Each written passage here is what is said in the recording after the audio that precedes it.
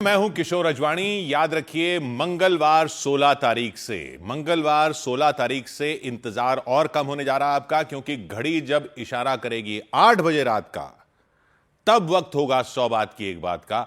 मंगलवार से जंग में समझौता पक्का होने के डोनाल्ड ट्रंप के दावे को ईरान ने खारिज कर दिया कि किसी भी समझौते पर कोई भी अंतिम फैसला नहीं लिया गया है, यानी ईरान की तरफ से हरी झंडी नहीं दी गई। जबकि एक रोज पहले ट्रंप ने दावा किया कि युद्ध रोकने के समझौते पर बात बन चुकी है।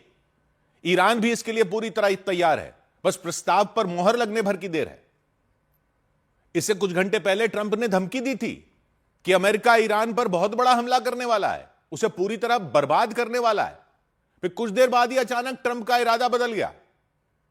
3 घंटे पहले ही हमले की योजना जो थी वो रद्द कर दी। दावा किया कि ईरान के बड़े नेताओं से बात हो चुकी है, वो शांति समझौते के लिए मान गए हैं, बातचीत के जरिए लड़ाई खत्म करने के लिए मान गए हैं। लेकिन जब इस पर ईरान की तरफ से प्रतिक्रिया आई, उसने ट्रंप के दावे को मानने से ही इनकार कर दिया कि अभी कुछ भी फाइनल हुआ ही नहीं है। हालांकि ईरान के विदेश मंत्रालय के प्रवक्ता ने इस बात की पुष्टि जरूर की कि अमेरिका के साथ बातचीत तेज कर दी गई। मध्यस्थ देशों के जरिए अमेरिका और ईरान संपर्क में हैं। युद्ध को खत्म करने के लिए जिस प्रस्ताव पर चर्चा हुई, दोनों देश उसकी ज्यादातर शर्तों पर सहमत हैं, लेकिन अंतिम फैसला अभी बाकी है। ईरान के विदेश मंत्रालय के प्रवक्ता हैं इस्माइल बगई।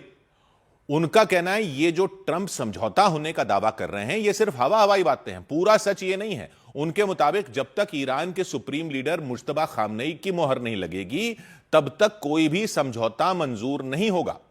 इस्माइल बगई ने आरोप लगाया कि शांति समझौते में जो भी देरी हुई है या जो देरी हो रही है, उसके लिए अमेरिका ही जिम्मेदार है।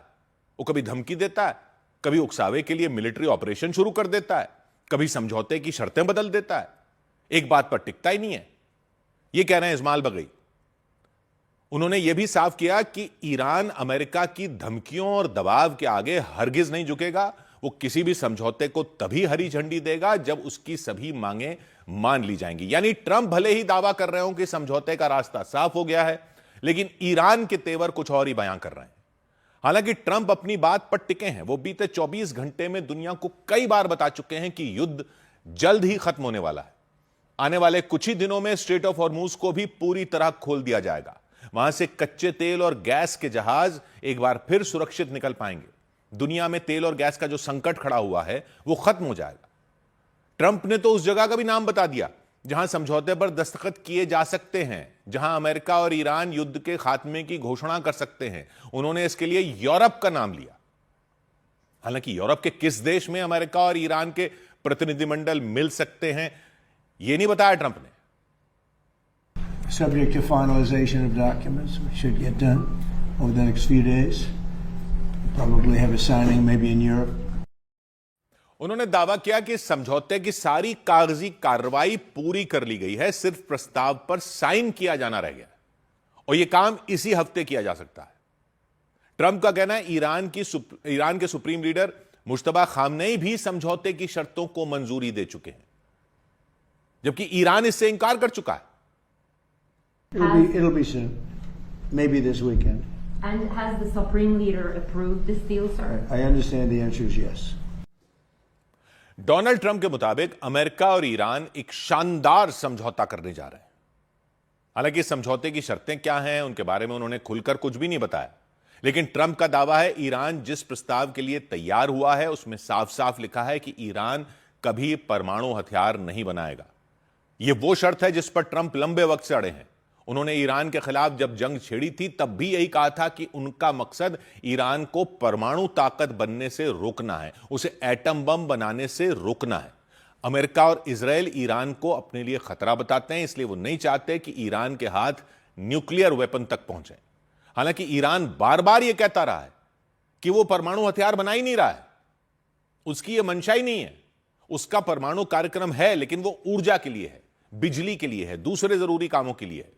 लेकिन अमेरिका और ईरान के बीच सिर्फ परमाणु वाले मुद्दे को लेकर ही तनातनी नहीं चल रही थी, बल्कि स्ट्रेट ऑफ हॉर्मूज पर लगी जो पाबंदी है उसने भी बातचीत में रुकावट डालने का काम किया, क्योंकि तेल व्यापार के इस अहम रास्ते पर ईरान की सेना बैठी है। उसने जंग के शुरुआती दिनों से ही वहां कब्जा जमा रखा है। कारोबारी जहाजों का निकलना मुश्किल कर दिया है। कई जहाजों पर हमले भी हो चुके हैं। अमेरिका ने भी नाकेबंदी फिर लगा दी जवाब में। उसकी नेवी हॉर्मूज गलियारे के बाहर मोर्चा संभाले बैठी है। वो ईरान की तरफ जाने वाले, वहां से आने वाले जहाजों को रोकने का दावा करती है।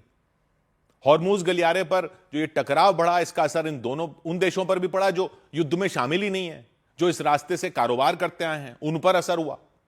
जहाजों पर हमले हुए, तेल ढोने वाली कंपनियों ने स्ट्रेट ऑफ हॉर्मूज से दूरी बना ली और नतीजा यह हुआ कि ईरान और खाड़ी देशों से दुनिया को जो गैस मिल रही थी, जो तेल मिल रहा था, वो रुक गया।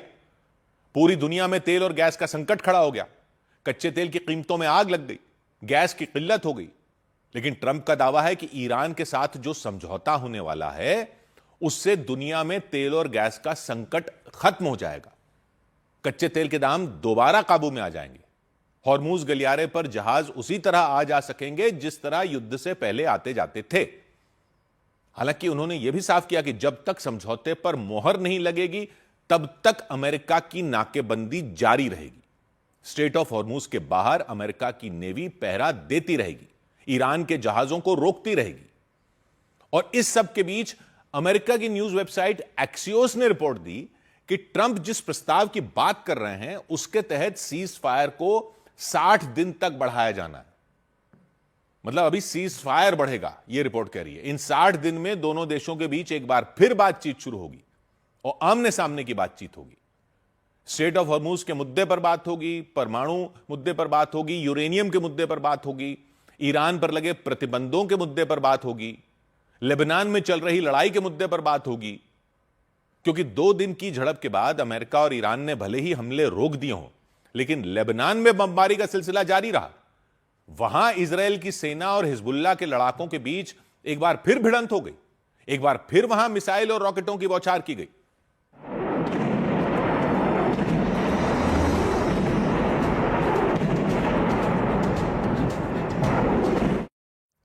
हिजबुल्लाह ने रॉकेट हमलों में इजराइल के कई सैन्य ठिकानों को दहलाने का दावा किया। हालांकि इजराइल ने भी कोई ढील नहीं दी। उसने भी लेबनान में हिजबुल्लाह के अड्डों पर जमीन और आसमान से हमले जारी रखे, जबकि ईरान कई बार लेबनान में हमलों का विरोध कर चुका है, इजराइल को धमकी दे चुका है। पिछले हफ्ते तो उसने इजराइल के कई शहरों पर मिसाइल हमले भी कर दिए थे। इसके जवाब में इजराइल ने भी ईरान की धरती पर मिसाइलें दाग दी थी। हालांकि बाद में दोनों ही तरफ से हमले रोक दिए गए थे, लेकिन लेबनान पर इजराइल के हमले जारी रहे। रिपोर्ट है कि ट्रंप जिस प्रस्ताव की बात कर रहे हैं, उसमें लेबनान का भी जिक्र है। वहां भी हमले रोकने की बात कही गई है, क्योंकि ईरान ने साफ किया था कि वो युद्ध विराम को तभी मानेगा जब लेबनान में भी बमबारी थम जाएगी। तो यह रिपोर्ट कहती है कि डोनाल्ड ट्रंप के बताए प्रस्ताव में सीज फायर को 60 दिन बढ़ाने की बात की गई है, यानी 2 महीने के लिए, और इसके तहत लेबनान में भी हमले रोके जाएंगे। इन 2 महीनों में अमेरिका और ईरान के बीच सीधी बातचीत होगी और सबसे पहले इस बात पर चर्चा होगी कि ईरान के पास जो यूरेनियम है, उसे कैसे नष्ट किया जाए। यह रिपोर्ट कह रही है ईरान अगर इस शर्त को मानता है तो उस पर जो आर्थिक प्रतिबंध लगे हैं, अमेरिका उन्हें धीरे धीरे कम करेगा। दूसरे देशों में ईरान की संपत्तियां फ्रीज की गई हैं, वो उसे लौटा दी जाएंगी। हालांकि ये सारी बातें एक्सियोस की रिपोर्ट में है। अमेरिका और ईरान की तरफ से कोई आधिकारिक घोषणा नहीं हुई ऐसी।